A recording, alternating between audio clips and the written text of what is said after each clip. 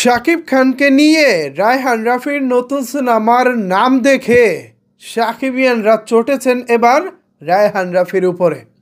তাদের নাকি নামটি একদমই পছন্দ হয়নি। কি সেই নাম? অলরেডি নিশ্চয়ই আপনারা জেনে গেছেন। সিনেমাটির নাম রাখা হয়েছে তাণ্ডব। এখন এই তাণ্ডব নামটি কি আপনাদের পছন্দ হচ্ছে না?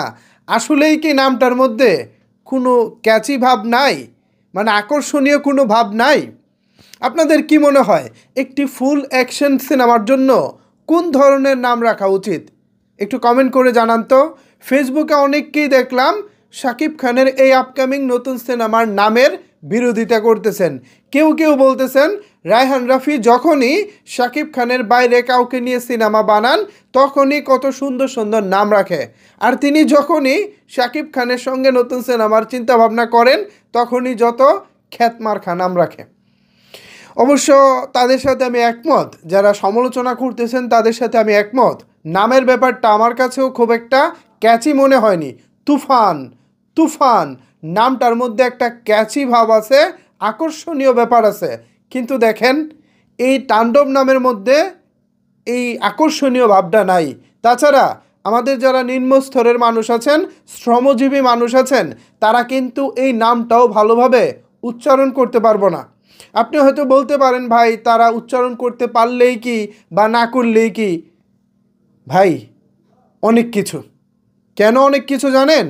এই যে আমরা যারা নিচু শ্রেণী বলতেছি, লোয়ার ক্লাস দর্শক বলতেছি, তাদের মধ্যে থেকেই বাংলা সিনেমা বেশি দেখে এবং তারাই শাকিব খানকে বাঁচিয়ে রেখেছে।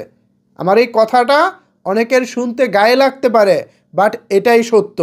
আমরা অনলাইনে যারা চাপাবাজি করি, অনলাইনে যারা অনেক কিছু বলি, অনলাইন থেকে সিনেমা হলে যায় শতকরা 100 থেকে মাত্র 20 থেকে 25%।